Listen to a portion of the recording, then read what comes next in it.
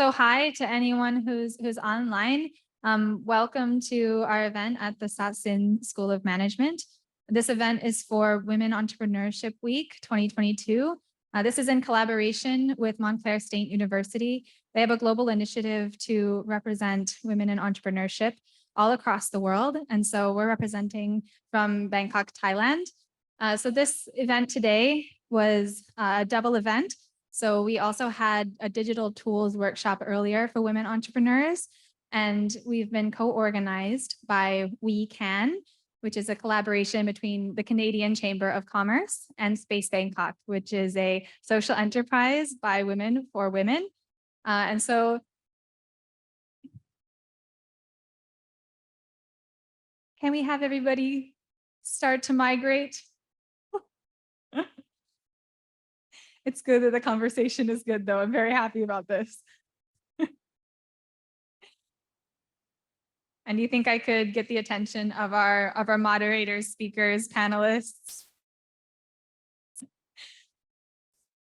I know, it's so good. It's so good. It's a good problem to have.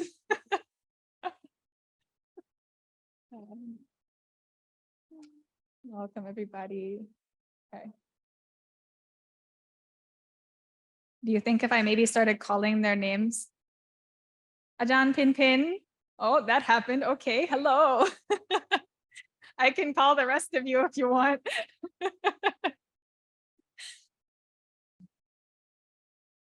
Yeah. So here today, we're going to be talking about gender and gender lens programming and policies from two angles. So we're going to be talking about gender responsive procurement from the policy side, from the supply side. And we're also going to be talking about gender inclusive and gender lens investment. And so today we have three wonderful panelists and a moderator. So Ajahn Pin Pin is going to be our moderator today. So Ajahn Pin Pin is a faculty member at Satsin. You can come and you can say hi. We're live on Facebook if you want to wave. It's there, it's in the middle. So Ajahn Pin Pin is a faculty member at Satsin. Your expertise is in computational psychology, in artificial intelligence and data science. And you're the head of AI at Jula University Technology Center. And you're also a community and investor relations program manager at Vectors Capital. And this is an early stage climate tech in San Francisco Bay Area. And before this, you also provided technical consultancy to startups in Silicon Valley. And you received your PhD, MS, and Bachelor's of Science in Electrical Engineering from Stanford. You're a collector from Stanford. I love it. And so with that, I'm going to hand off the microphone so that you can introduce the rest of the panelists. Okay, thank you, Mackenzie, and hi, everyone. Good to see everyone here. So today we're going to be discussing about women in entrepreneurship, so synergizing gender investment and gender responsive procurement.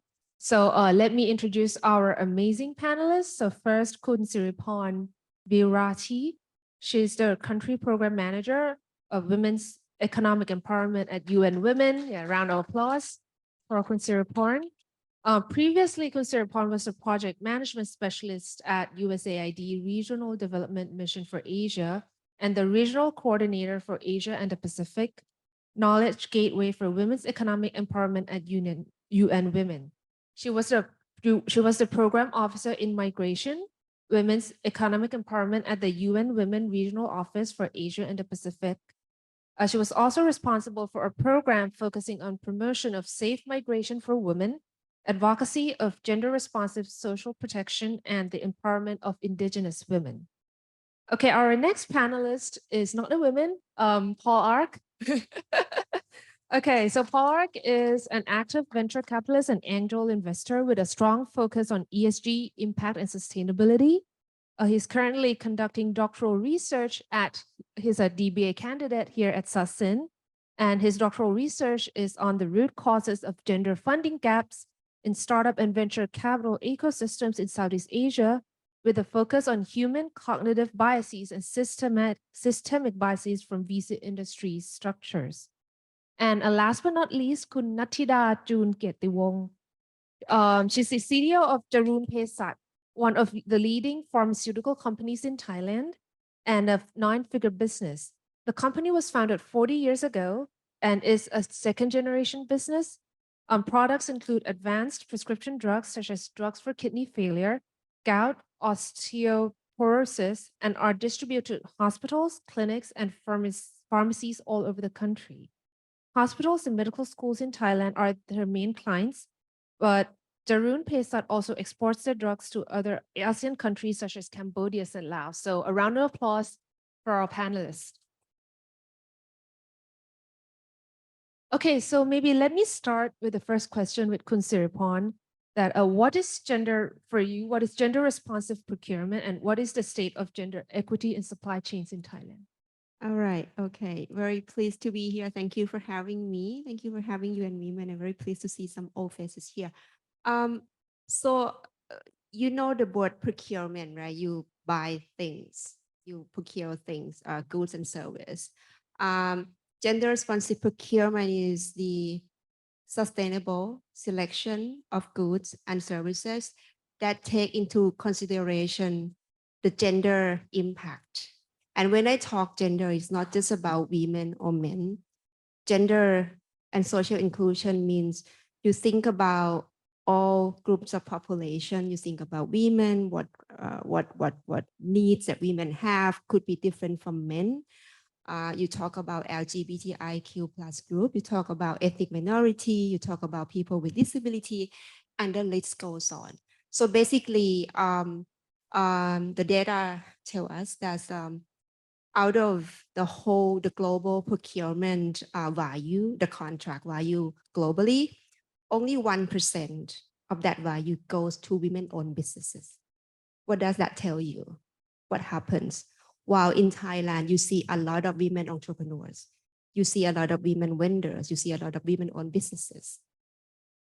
So that I just want to stop there. So it's basically the sustainable procurement, sustainable selection and goods and service that take into consideration the sustainability angle of the way you operate your business.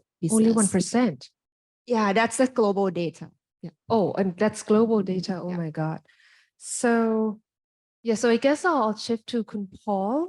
So you're conducting your doctoral research on the root causes of gender funding gaps in startup and venture capital ecosystems in Southeast Asia. So can you tell us a little bit about your findings so far? And can you give us some insights into the gender lens investing trend in Thailand and Southeast Asia? No, thank you for that.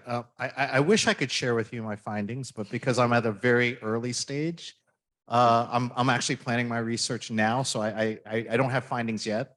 Come to me in a few years. But what I will share is kind of the state of the gender funding gaps in Southeast Asia, which is based on various third-party reports. And actually, it mirrors a lot of the same issues that happens at the SME level. And Kun Siripon sort of indicating how few women-owned SMEs are lacking support either as vendors or from investors. So in Southeast Asia, if you look at it, so it's challenging from a census point of view to say number of male entrepreneurs and number of female entrepreneurs because there's no really good data around that. So when I talk about these frameworks, I always talk about either homogenous all male teams or gender diverse teams, meaning, are we talking about a startup that has at least one female co-founder, and that could be, ones that are all female founders, or even if it's like one of 3 or one of 4. And so if we do that from that binary, 80% of startups in Southeast Asia are generally all male founding teams. The other 20% are gender diverse teams, meaning at least one female or all female. Now, where the gap comes in is, of all the VC money that is invested in startups in Southeast Asia, and I think it's about $26 I think it's about $26 billion. I could be wrong. I need to double check that. But we've hit record high of VC dollars in Southeast Asia. Of the 20% of startups with gender diverse teams, 8.9% of those VC dollars are going to those gender diverse teams. So we're looking at a funding gap of at least 2x. So even if you don't have 50-50 parity of money going to female founders, at least those gender diverse teams should be earning $1 out of every $5. And Yeah. really they're getting less than 1 in 10. So that is the state of that funding gap. And, and again, if we link that back to procurement, it's very similar. In fact, it's probably more extreme in the sense that in countries like Thailand or Southeast Asia, women-owned SMEs, especially more on the S side, they comprise a significant proportion of the small businesses in countries like Thailand. You're talking almost parity. We're talking 50% plus of small businesses, ones that employ, fewer than 10 people, are owned by women. And, I think to Consera Point's point of view, if the global averages are getting fewer than 1% of the procurement contracts, and they're getting less in terms of bank loans to fund their business for working capital, then, I think women-owned businesses, particularly on the procurement side, are kind of on the short end of the stick all around. Yeah, that's very interesting. And I think another interesting thing that you mentioned, just brought up, is the way we even count it, right? Like you said that we count, all male founders versus like companies that have at least one female founder, but we can't even mention companies that are all female founders because there are too few. Yeah, and there is some, even. and again, it's hard to say how many female entrepreneurs are out there, but if we took that number, I said 8.9% went to gender diverse teams. If we look at startups with just female founders, they received about 0.6% of the venture capital dollars. Yeah. Now, if you tell me that 0.6, not even one. now the thing is, that's hard to judge because I don't know what percentage of startups have only female founders. Mhm. If it's 0.6, then they're getting exactly the amount of money. But Yeah. my guess is that the number more of than all that. female teams is going to be much higher than 0.6. So there's my gut instinct says that there's a gap either way. Okay, thank you. Well, looking forward for your research. I think in the next 4 years, we gotta come back to this panel again and invite Paul Or again. for faster. his So, in the interest of disclosure, this is one of my thesis advisors. We're actually talking about this just right before the panel. Yeah, so let's hear from one of the female executives, Kun June. So actually, let me see. So can you tell us a little bit about Tarun Pesan? Hello, everyone. Instead of telling you exactly what Jarun Pesat does, I would like to start with a fun fact. Do you know Thai pharmaceutical industry in Thailand is worth 100,000 millions of dollars. But if you Google top 10 most valuable pharma companies in Thailand, you won't see any Thai company's name. Interesting. So why? Because most advanced prescription drugs in Thailand are sold by global and foreigners company. And because these companies are on top 10 list, most valuable companies, you can guess it.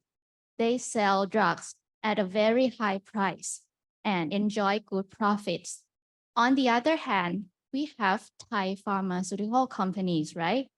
But they are busy producing just basic drugs, like drugs for allergies, drugs for fever, or even vitamins. So they are caught up in a cutthroat price war. Here comes Jarun Pesat. We are a Thai pharmaceutical company that sell advanced prescription drugs to hospital and compete against global and foreigners company. And we're doing it with a good cause as well, because we want Thai patients to get high quality products, drugs with affordable prices. That's what we do. Okay, Ka, so can you tell us more about your journey of becoming the CEO and walk us through any important events that shaped you to who you are today? I don't want to bore you guys with my own story. So let me share a little bit of my real life experience in pharma industry, okay? Because today is about women in entrepreneurship. Have you ever noticed that medical representatives or salespeople for pharma companies are mostly women?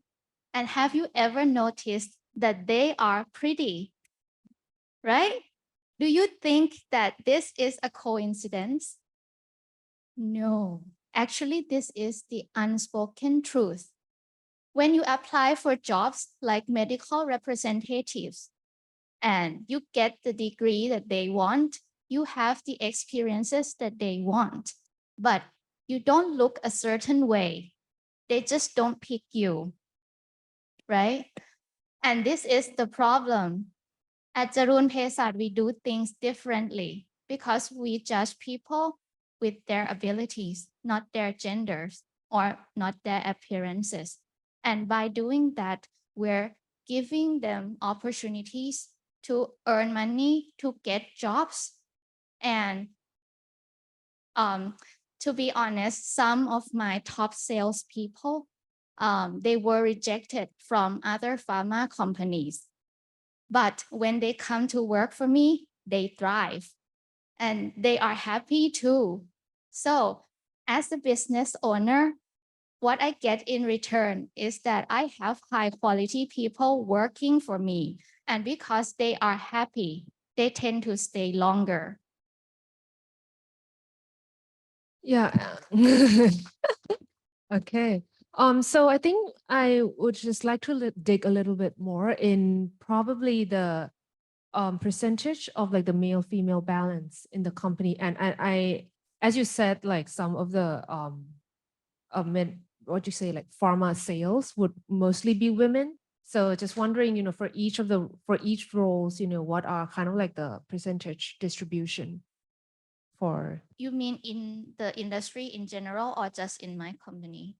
maybe both if you have the numbers, but just your company would be fine. Okay, so in my company, we welcome all genders. So we have around 80% of women medical representatives. And also we have LGBTQ plus people around 10%. And the other 10 is men. Yeah. Okay, that's interesting. I think that's very interesting. And it's a flipped gender, right? Do we have like a more larger number of female representatives in the medical representatives role? And so, well, I have the number for Thailand that in 24% of CEOs and managing directors in Thailand are women, which is a better number than 20% worldwide. And in in Asia Pacific, it's only 13%. So I think I might want to ask you another follow-up question that do you think what is the biggest barrier for women to become CEOs in Thailand? And what are the factors that make, Thai women a higher percentage CEO than other countries? Okay, before answering this question, just want to tell you guys that this is just my theory, so it can be right or wrong. Okay, disclaimer. Yes, disclaimer. So, if we look at the economy of Thailand, we rely heavily on service and tourism industry, not exactly industrialized country. So if you think about gender, each gender, I think we have some skill sets that we can do better than others. For example, men can lift more weights than women because they have strengths, they have more muscles, right? Now, if you think about service and tourism industry, so I think they need female skill sets to do well in these kind of businesses. So that's the reason why I think maybe the success of women in this country is kind of ties in with the success of the economy in Thailand. So that's why we have maybe more female CEOs than other countries. And what do you think would be the barriers that kind of hinders women from being in the executive position? In my opinion, I think because sometimes in a male-dominated industry, usually women are judged at at first sight. For example, when I enter the meeting rooms with managers from suppliers or my customers, it's very common for me that I'm the only woman in that room, or I'm the youngest person in the room. I think sometimes we don't have to let ourselves down. Maybe many people have already tried to attack you with your gender, with your age already. You don't have to be one of them. You just remember, this is my tips, okay? You just remember that you are a person with good ideas. So just speak up your ideas and do it. And your result, your performance will speak for you, will speak louder than you. Thank you so much, Ka. So yeah, actually, I think that it's like the stereotypes, right, that people usually have towards other. The first impression all affects our decisions, and I think that lends well to what I wanted to ask Kun Paul next. Of what do you see from your experience on the VC side that are barriers into accessing capital that affect women being promoted to leadership positions? Within venture capital firms or within startups? Interesting. Maybe Because there's both. actually, I think, Difference? Okay. I think there's some similarities and some differences. So, I think, if we talk about the startup side, I think, and that's probably where there's a greater level of disparity. I think there is a common perception that all startups are heavily tech oriented. And startups do rely on, tech to help accelerate growth, but not all tech companies are comprised of technical people, right? You're building consumer products, you're doing services, but I think a lot of people look at a tech company and they think, oh, Google, it's a bunch of programmers versus like, say, Amazon, which are people that are working on different product lines and different geo segments. And because the tech world has this perception that it's very tech oriented, people view it as a very male oriented industry, which is quite ironic because, if you're familiar with, the movie Hidden Figures about, the mathematician, Scientist. the back then computer programmers were humans. It was dominated by women. And a lot of the early computer programmers were the women. They were basically organizing the punch cards and they were handling this. And so if you go back 40, 50 years, the world of tech wasn't seen as a male female. I think there were just a lot of women there. And actually, arguably the world's first software programmer was a woman, Countess Ada Lovelace from the 1800s. So it's really only since I think the 70s that, the tech world has developed this sort of tech bro sort of image. And so I think that, when people sort of ask, how do we get more women into STEM fields? The question is never really about qualification, although you will get a lot of arguments that, oh, well, childhood studies show that women don't like math as much. And, that's generally not the case. Most blind studies show that there is, women might be neurologically programmed to approach problems in different ways, but they're no less mathematical or problem oriented than the men. But what's largely the problem is the cultural environment. Most tech companies are just culturally unpleasant or culturally toxic to women. And so you create this funnel, you create this sort of environment where you don't get a lot of women there. If you flip it over to the VC side, basically venture capital firms are partnerships, meaning that at the end of the day, you ascend because Not because you were literally the best qualified person, as you might be if you were, say, in a public company, but you ascend because you're accepted into this echelon of VCs of partners, and a lot of it will depend on some capability, being able to make great investments, ability to bring in money, but a lot of it is based. It's just a very small fraternity or sorority of people. And so if most VC partners in Southeast Asia, 9 out of every 10 VC partners is male. It's not enough to sit there and say we need more women in VC, but how do you create an avenue for women to hit the top spot in there? Because I look at a lot of the VC funds in Southeast Asia, and there's actually a pretty good representation of women in VC funds. In a lot of cases, it's 50-50.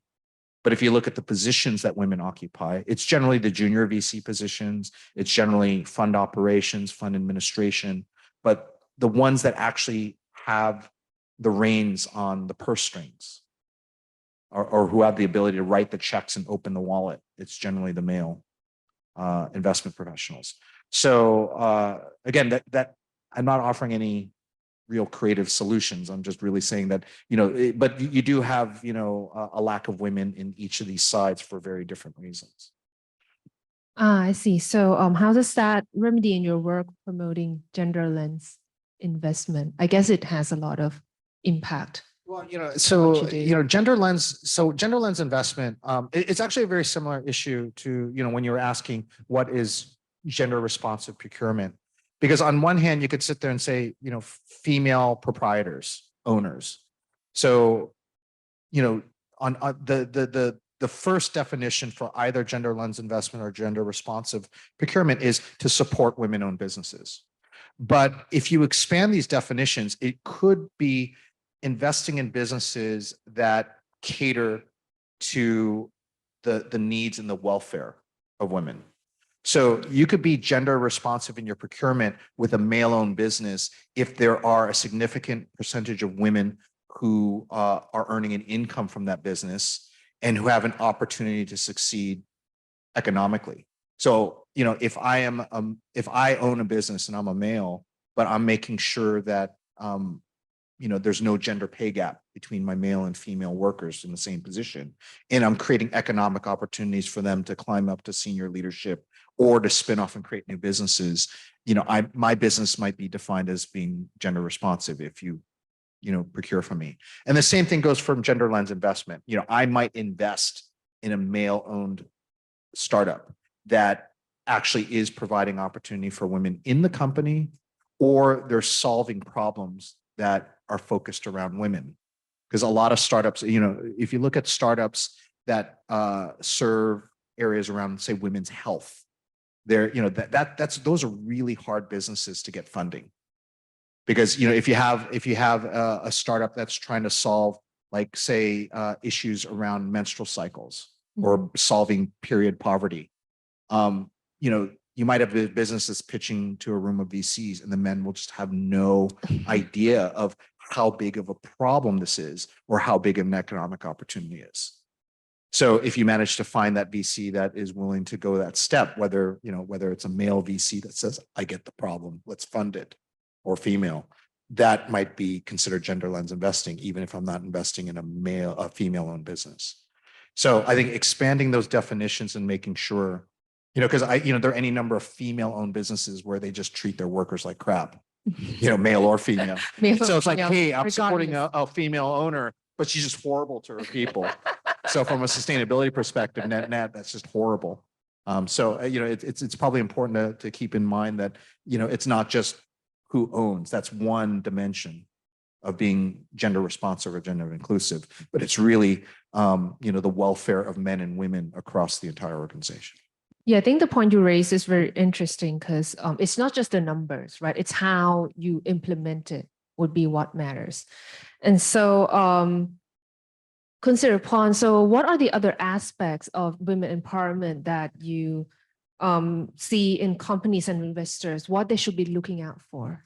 Yeah, just want to pick up on Kun Paul's point on the expansion of the the support, the way we look at procurement or gender lens investment. That of course we are not advocating for buying from women because they are women, right? It has, at the end of the day, it's a business decision.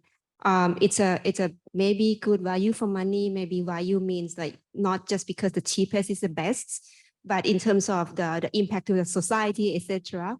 It's just that I just want to highlight that we also talk about gender responsive enterprise, exactly what you just mentioned. Women-owned business, of course, we need to support them because we know that the playing field is not leveled. We know that we are living in patriarchy society world where a lot of decisions are made by, mainstreaming men, while we have a lot more men allies that are supporting the feminism activities. So yeah, so just gender responsive enterprises is the end goal that where we want to drive the movement that regardless of your gender, it is how you do your business, it's how you play your leadership role, is how you have your gender inclusive workplace, how you look after your community. If you are running a factory, how would you look after the people around in the small villages, the waters and the rivers, everything, the marketplace, how you message. Do you always send the message that is not gender sensitive? That you see that a lot of younger generation, they consume more social media messages and it get absorbed in the way they see the world. And last but not least, I just want to highlight as well that when you talk diversity, you want to see more diverse group, right? I mean, you can start by talking about, yes, you have maybe 10% women, you have 10% men, etc. That's just a start. It shouldn't just end by just say diversity. It has to be inclusion. So inclusion means you track progress, you have data, you know what you are doing and you track progress, and you have a third party evaluation of your performance in terms of gender budgeting, gender specific procurement, and you report to the public so that people know what you are doing. And if you're leading a big business like yourself, Kun Jun, it's a role model. You inspire more business women to do the same. And it's good for the society as a whole. If I can also make another comment, because I think something that what Kun Sarapong was talking about sort of reminded me kind of an issue that, I've spent a little bit of time looking at as a VC, is that, what we're seeing in terms of labor practice. One of the big movements, it's long been a movement to try and build up the level of maternity leave in companies. But what's really interesting, and I think people fail to realize just how impactful it is on the welfare of women, is companies equalizing paternity leave, so parental leave, and not just giving the same benefits, but creating cultures where men are, encouraged and sometimes even forced to take that paternity leave. Because, we lived in these societies, these work environments where the general view is, okay, family has a kid, let's give the women enough time off. But it's still mostly, the woman is going to spend the time in the home dealing with childcare, and the man is going to be under pressure to work extra hard to be the provider. And what that does is that it just sort of reinforces that whole, view of women should be at home as caregivers. Men will be the breadwinners. And oftentimes that makes it difficult for women to return to the workplace, but it also increases the level of mental strain, actually on both parents, because, men are stressed. There are any number of men that if it were culturally acceptable to take that leave, they would love to be able to spend time and, spend time with their child during their formative years. And that would actually create an environment where it would be easy for some of the burden of, unpaid care work to fall on the men, while the women have the opportunity to return to the workplace. So, it's one of those things when we look at, being more gender inclusive, how do you create policies that not just directly serve women, but also indirectly serve them by serving the men? And so I think there's a lot of creativity and a lot of thought that's going around, how do we create an environment for both men and women that ultimately elevate the welfare of women? Right. I totally agree with that because like by men taking maternity leave, men also help women, taking care of the child. It's not like leaving just the women to take care of the child And it herself, basically right? helps the mental welfare of both For of both. the mother and the father. Yeah, and like, fosters like family relationships and those sort of things. Oh. Yeah, so okay, you have something to add. Please go ahead. I have an example that related to what Paul and Kun Bill talked about. One of my suppliers, he knows that female factory workers will be struggling when they have babies. So he decided to build a small daycare in front of his factory. And so when female workers come to work, they can drop their babies or their children at the daycare. And he also hired nurses to take care of them. And we have a lot of good moments that warm our hearts. Every day at lunch break, all the mothers will run to this daycare to have lunch, to play with their children. And then in the afternoon, they come back to work wearing smile on their faces. And in the evening, they go home together. So this is something about gender responsive procurement. Yeah. I just want to add one point that it's a very strong business case. It's good for retention of your staff. I once attend a conference and there was a business owner in Indonesia, and he shared that it's not about how you pay your staff. It's not about how many holidays they get per year. It's about understanding the family needs of that particular staff, and children is the center of everything, right? So if you look after the children, you look after the parents already, also the family. So retention has a direct relationship with how you look after the family of your staff. Thank you. Do you guys have anything else that you wanted to ask each other? Sorry, maybe I can share a little bit about the products that we create. Because I'm a female CEO, so arguably, Tarun Pesat care more about women's health than other companies. So we have many products circle around women's life. For example, we have Shock Cap, which is one of our hero brand. It's the first calcium brand in Thailand. And it's the calcium brand that doctors actually use in hospitals all over the country. So why we created this product? Because we know that osteoporosis kill more women each year than breast cancer. Wow. Actually, it kills 1 out of 4 women at the age between 40 to 80. That's 25%. This is one of example that maybe if we care more about women's health, it's not just about doing business get profits that you want, but you can also take care of women in the same time. I actually took that when I was a kid because like I was calcium deficient during my teenage years. So the doctor prescribed. See, Yeah, maybe extra you guys calcium. go to the hospital and using Tarun Pesat drugs without knowing Yeah, it. without knowing. Yeah, I think you raise a good point, and I wanted to like ask further on, how, because like Darun Pesa, with you as a female CEO, you have incorporated the gender lens into your organization, and what other aspects of women empowerment that have you included in your running of the company that you can tell us more stories. So I mean, I tell a lot of examples, so I'm running out of the examples.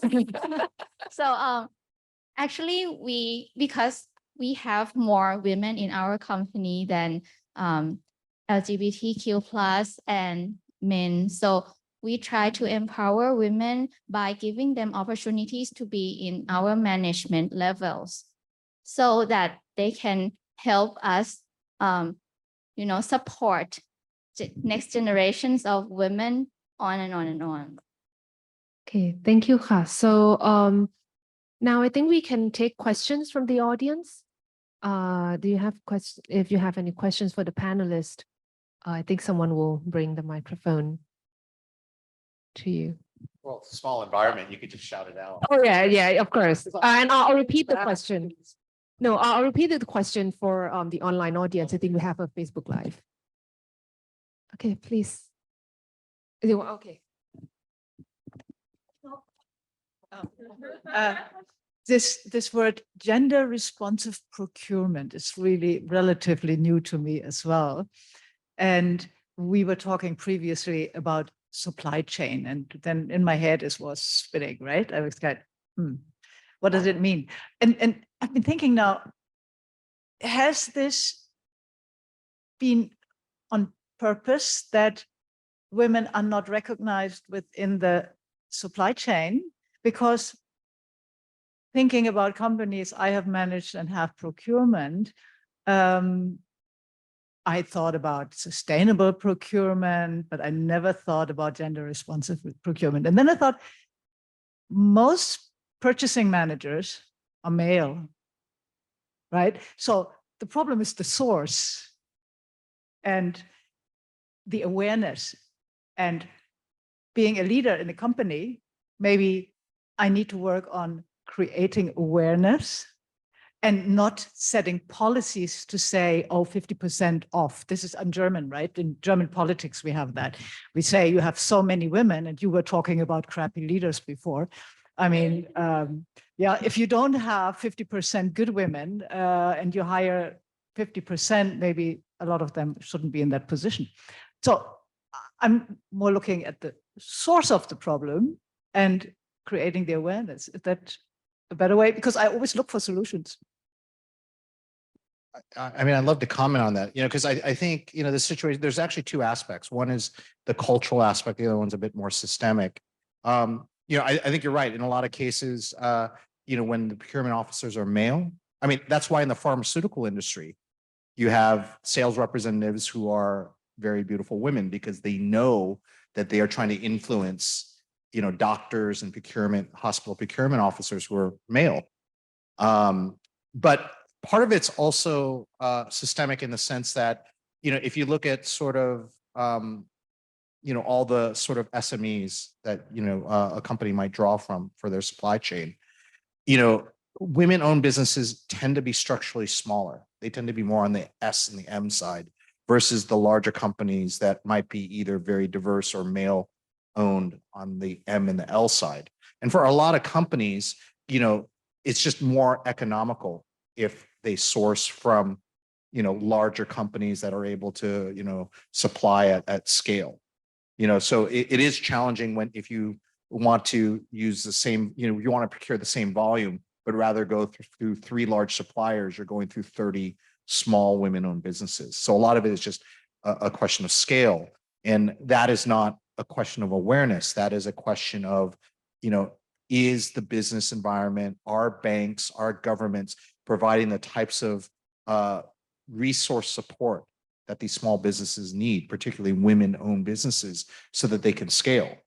And that's a challenge as well, because if these small businesses, to go from a small enterprise to a medium to large one, requires loans and capital, and the source of capital is biased against women-owned businesses, that's a separate issue from just being aware. So even if you're painfully aware of the issue, you might still be restricted from, tapping all these, women-owned businesses just because they're too small, and they may not get the funding to get the scale they need to, come within your procurement window.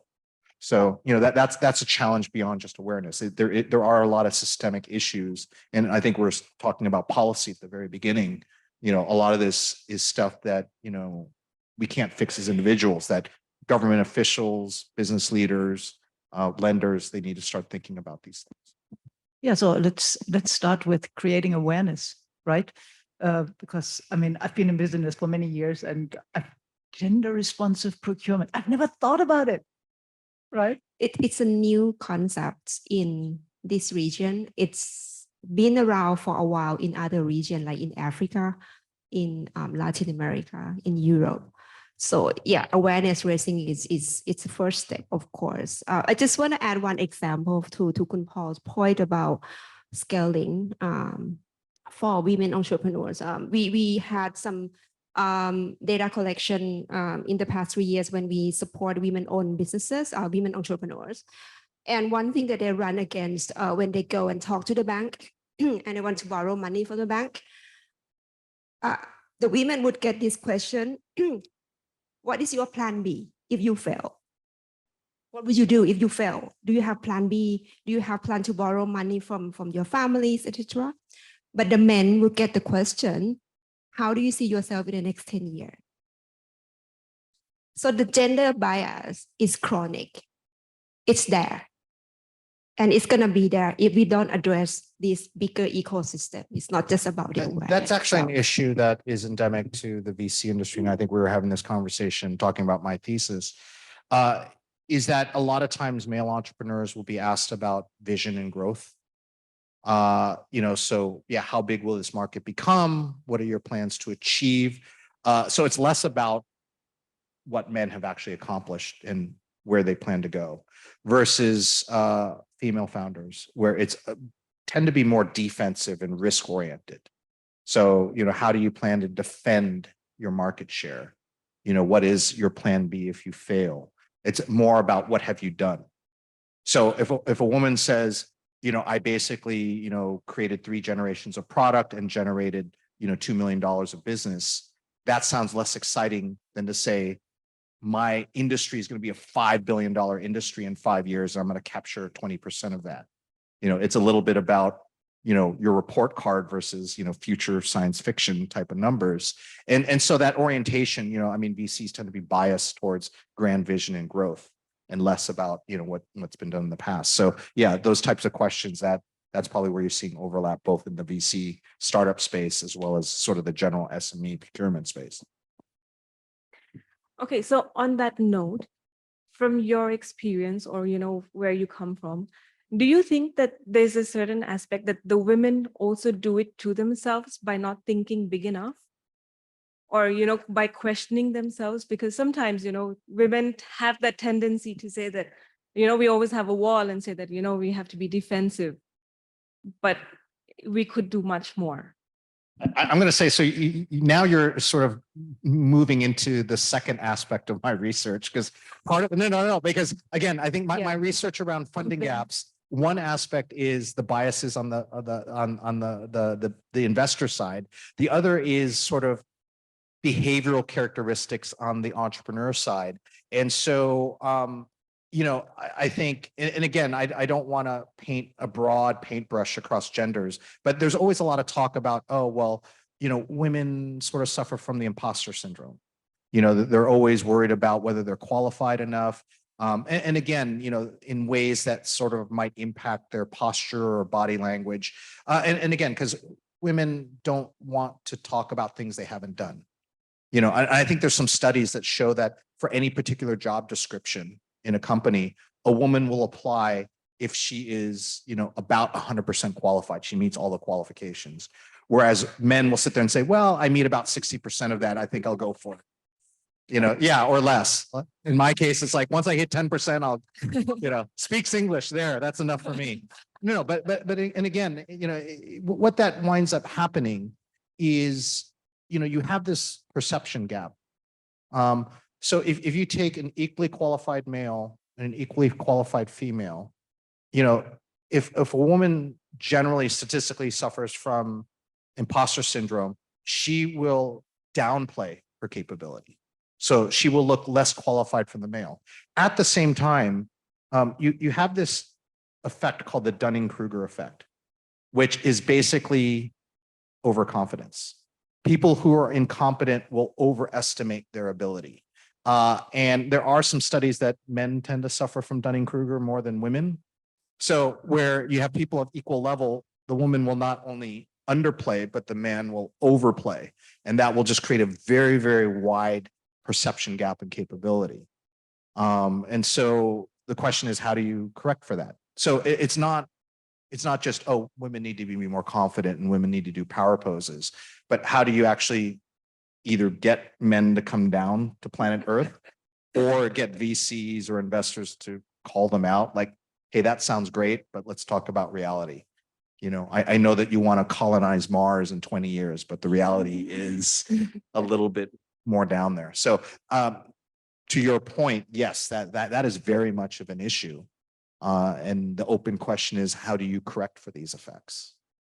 Yeah, actually, I had a little something to add to that. And this is more on like a nature nurture side, right? Or are women naturally, have so-and-so qualities, or women are, with our cultural influences, are they trained by the environment to behave so-and-so? And there was a study about for kids, like girls and boys. And our assumption are that girls like dolls and, boys like, planes, fighting robots and stuff. And so there was a study that was done on children that, they let kids choose, what toys they wanted to play. And what happened was that like children before the age of 3, like 2 or 3 years old, don't discriminate in the types of toys they choose. Equally, girls would choose both like robots and dolls. Boys would equally choose, robots and dolls. But as they grow older, then in certain culture, girls tend to take more dolls and, boys tend to take more robots. And that's, one evidence that tells us that the sexual characteristics that get baked into people also comes from the cultural effect that the culture imposed to kids. And as we grow up, we get self-fulfilling prophecy. These things get, positively feedback so that we become, even like girls become more and more girly and like boys become even more like manly, just because the society enforces them to go into that cycle. All right, next question. I think we have time for 2 more, 1 or 2 more. Okay, I think Mackenzie has one. So I actually had just a question on like a point of clarity, because I know that we're talking about sort of gender inclusive sort of procurement and investment, and then we're talking about women and women-owned businesses. We're talking about gender diverse businesses, and then we're getting into sometimes the like female and male. And so I just wanted to bring up maybe a little bit of definitional kind of clarity, and maybe I'll direct this question to Kunbyu. What is the forefront of how we should be speaking about these issues, so that way we have women empowerment and gender inclusion at the front of the language that we're using on our communication material, that we're using on our applications, and that we're using in forums like this. Thanks. So the definition of women-owned businesses, if I could start with that, there is no commonly agreed definition of women-owned business in Thailand yet. Globally, there are a few options you can choose from, but like for example, people tend to go for the definition of a business where 20%, 51% of the owners are women, right? Or if not, then option B is the owners, 20% are owned by women, and then you have the chief executive officer being a woman, etc. So it's a range of definition that to embark on this journey, Thailand need to have, a certain country need to have an agreed definition to start with. And not just to just, only buy from women, as I said before, like gender responsive enterprises is key. At the end of the day, we want to see businesses that care about gender inclusiveness in their company. So we also advance for gender responsive enterprises. Yes. And is that your question about this procurement, or is more like broadly about gender? Or like LGBTQ and other gender spectrum. Yeah, we will be like discriminating against the other. Well, within UN Women, we use men, women. So, but when we talk about gender equality, we don't talk about only women or men. Yeah, it's all gender, it's all diverse groups of people. And I was gonna say, and then I forgot. Yeah, but so yeah, we use this term when women, but the definition, the real definition covers a broad spectrum of population that we are working with. So we start by when we say supplier diversity. Yeah, we want to see the supply chain that is more diverse, and diversity means all kind of people, groups of people. But when you talk about women-owned business, of course, you talk about women-owned business, but then you have gender-responsive enterprise where you have this gender equality, women's empowerment principle across the board, and you do not leave anyone behind, regardless of their gender or race or ethnicity. I think the discourse on gender is still evolving. I think because again, I think for the time being, looking at gender-based diversity is really just how do we get women, involved. And what that winds up doing is that it still focuses on kind of this cisgender world where everything is either male or female. Now, I think a lot of that is just a matter of expediency and kind of where we are in that sort of global life cycle of discussion. Obviously, if we get to a point where we're far more inclusive to cisgender women, then we start moving towards, okay, well, how do we be more inclusive to those that are transgender, intersex, non-binary? But, I guess I think a lot of people feel like, well, there's no point in worrying about that yet if we can't even get, even a modicum of, equality and respect for, even cisgendered women. So, I mean, people are two minds because it's like either focus on all of them at once or really take the big population. And once we get there, then we move on to the next. And so I don't think there's any clear consensus. Once you start talking about gender, it could be very heated discussions depending on the environment you're in. So I don't think there's a clear answer. I think it's still an evolving discourse.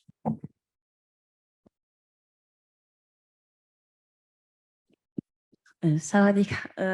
I feel like I will come back to you first, to the first part of your research. I'm sorry, but I read maybe 1 year ago that David Solomon, the CEO and the current chairman of Goldman Sachs, we only invest in companies that have women, more women in there. Yeah. So what Goldman Sachs implemented, and I think this was they announced this, I think it was about 2 years ago. So they first announced that as of, I think it was June 2021, Goldman Sachs would not take any company public unless it had one diverse board member, meaning not white male. And then by the end of the year, it had to be two. And it wasn't just gender, it could be sexual identity, it could be racial identity, it could be ableistic, so people that are handicapped. And it's important to note that the reason why Goldman Sachs did that was actually purely economic. The effect is that it's a morally great thing. But their research had shown that companies that they took public that had at least one or two diverse board members had a higher 12-month post-IPO performance than those that were largely homogenous white male boards. So their whole view is if you have a diverse board, shareholders will make more money and the banks will make more money. So they said, now, I think their policy is you need at least two diverse board members if you want Goldman Sachs to be your investment banker. And we're also seeing that, I think in California, now legally requires companies that are registered in California to have at least one or two diverse board members. And that has to include gender diversity. And you're starting to see that movement hit, in the US. So it's that recognition that diversity is, it pays economically.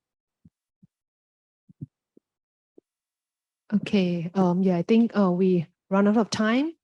So thank you so much for our distinguished panelists today. And next we'll have a networking event so we can talk about more about issue of gender procurement or something else, and then Mackenzie is trying to.